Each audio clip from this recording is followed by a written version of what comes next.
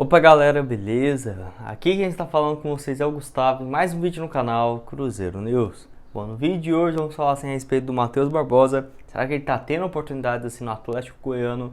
Vamos falar um pouco também a respeito do Regis Campos, que deu alguns detalhes sobre o projeto de clube empresa, que avançou bastante nos últimos dias, a respeito assim também do caso envolvendo o STJD, que a CBF procura derrubar aquela liminar que o Cruzeiro pode jogar com público nos estádios, e também o último assunto desse vídeo sobre assim, o Mauro César, ele que falou sobre essa fase do Cruzeiro e falando assim, alguns pontos negativos, né, da Raposa. Alguns torcedores viram com maus olhos essa fala do apresentador, tá? Então vamos repercutir um pouco sobre isso. Mas antes de começarmos, já aproveite aqui para deixar seu like e também se inscrever no canal para continuar recebendo mais conteúdos como esse. Muito obrigado a todos por termos passado essa marca de 26 mil inscritos. Valeu demais aí a cada um de vocês que é inscrito aqui no meu canal. Nem pensei que ia chegar nesse final de semana, mas já ontem, no domingo de noite mesmo, chegou, e eu queria agradecer aqui a todos vocês, tá? Então, caso você ainda não seja inscrito, já aproveite para se inscrever, deixar um like, que vai me ajudar demais. E o salve desse vídeo, primeiro é para o Ladson, Landson Rafael, um salve para Montes Claros, mais um de Montes Claros, valeu demais aí.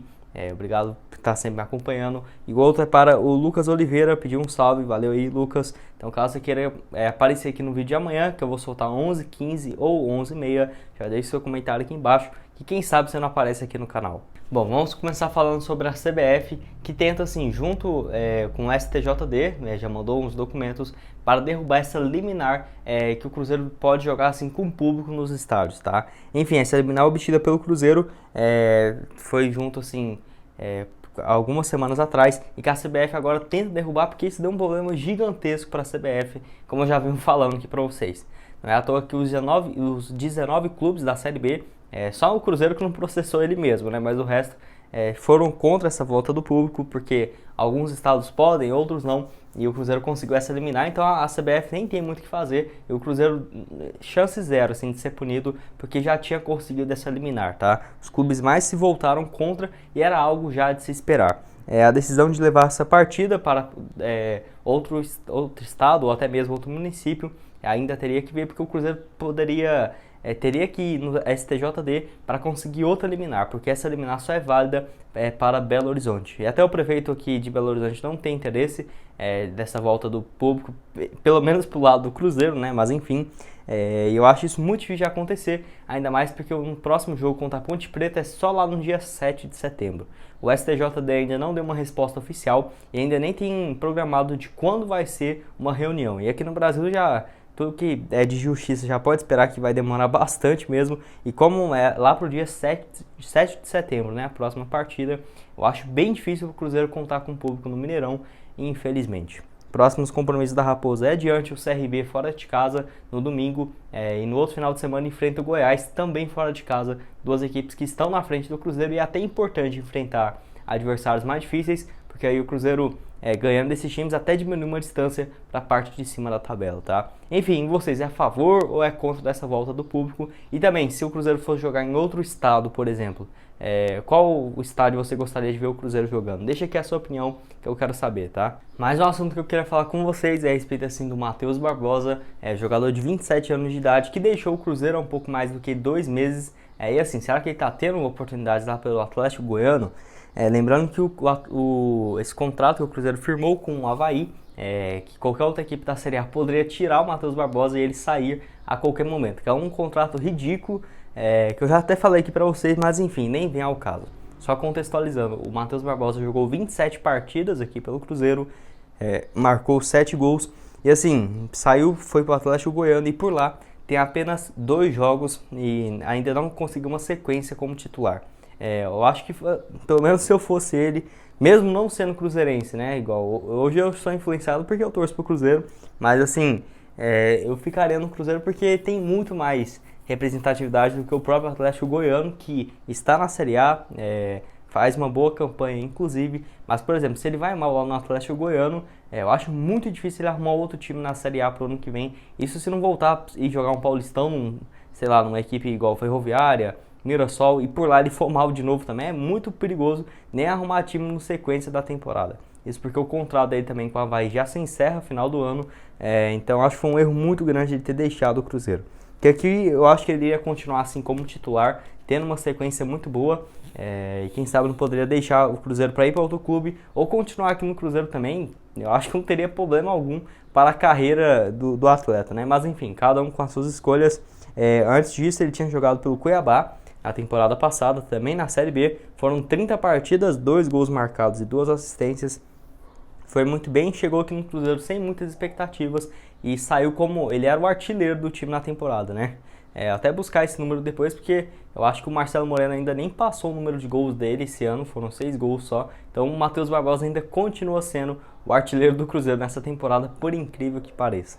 E você acha que o Matheus Barbosa, se tivesse continuado por aqui, você acha que ele seria o titular, você acha que seria a reserva? E também concorda comigo que seria muito melhor para ele, por exemplo, ter continuado aqui no Cruzeiro, ao invés de sair pro Atlético Goiano ou qualquer outro time que seja menor, né, mesmo estando na primeira divisão, porque aqui no Cruzeiro ele já estava muito bem e tinha uma perspectiva muito boa para ele, mas enfim. Penúltimo assunto desse vídeo é a respeito assim do Mauro César, ele que falou sobre o Cruzeiro no programa nessa última semana, que ele falou como nenhum ato heróico, analisando essas 2 vitórias do Cruzeiro seguidas diante do Náutico e dentro de casa contra o Confiança, tá? Eu vou deixar aqui na tela o que ele disse e vou ler junto com vocês, abre aspas. O Cruzeiro conseguiu vencer depois de alguns empates em casa.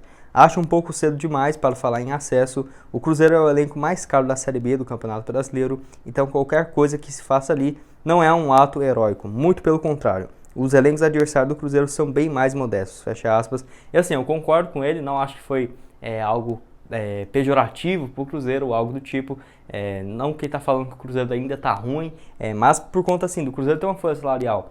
Se for enfrentar Confiança, tem o quê? 10 vezes a folha salarial do time, 8 vezes, então realmente o Cruzeiro está começou tão mal na competição que assim, não é novidade nenhuma e era já para estar fazendo isso há um bom tempo, se não fosse por vários erros de treinador, de jogadores, da diretoria, enfim.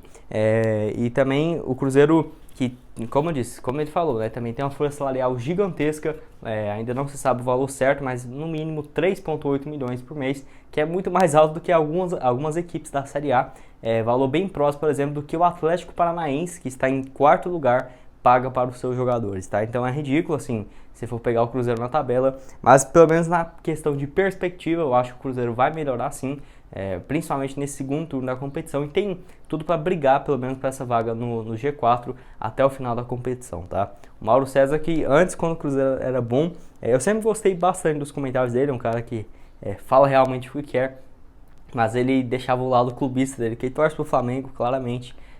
Alguns jogos do Cruzeiro ele criticava bastante, mas esse esquema tático também, porque naquela época com o Mano Menezes era bastante retruncado, e depois que o Cruzeiro ficou ruim, tipo, na Série B ele ficou mais mansinho com o Cruzeiro, mas direto falar isso ou alguma vez ou outra, normal mesmo, como eu disse para vocês antes, ele falava muito mais, e hoje eu até concordo com o que ele disse aqui do Cruzeiro, porque não é um ato heróico, até porque não é nada heróico, o Cruzeiro está na Série B, em 14º colocado, mas como eu disse para vocês, pelo menos com uma perspectiva muito melhor, com o Luxemburgo aqui no Cruzeiro, uma fase muito melhor, eu espero que o Cruzeiro possa conseguir o acesso até o final da temporada, tá? E vocês, o que acharam a respeito dessa frase do Mauro César? Deixa aqui sua opinião, sua análise nos comentários, se você concorda com ele ou não, tá? E o último assunto desse vídeo é a respeito assim do Regis Campos, ele que falou sobre esse processo de clube-empresa, deu uma entrevista a uma rádio, que eu não consegui pegar o nome da rádio, tá? Essa parte que eu vi lá no canal do Cruzeiro Nostalgia, inclusive recomendo demais vocês darem uma olhada, onde tem um trecho de um áudio do Regis Campos, que eu tirei aqui algumas partes importantes que eu queria falar com vocês, tá? Foi por lá que ele já tinha dado uma entrevista no início desse mês, falando sobre essa parceria com a XP, que foi importante para revelar um pouco mais de detalhes. E, novamente ele foi lá para uma aparição bem rápida, menos do que 8 minutos no programa, mas assim, falou alguns assuntos importantes, e eu resumi as principais partes dessas para trazer aqui para vocês, tá? Ele falou que esse projeto de clube empresa está a todo vapor para acontecer no Cruzeiro, e tem já um acordo com a XP, e que o presidente Sérgio Santos Rodrigues está conduzindo muito bem toda essa operação, porque é algo que o Cruzeiro já está se programando há um bom tempo, e ele confirmou falando a respeito disso, tá?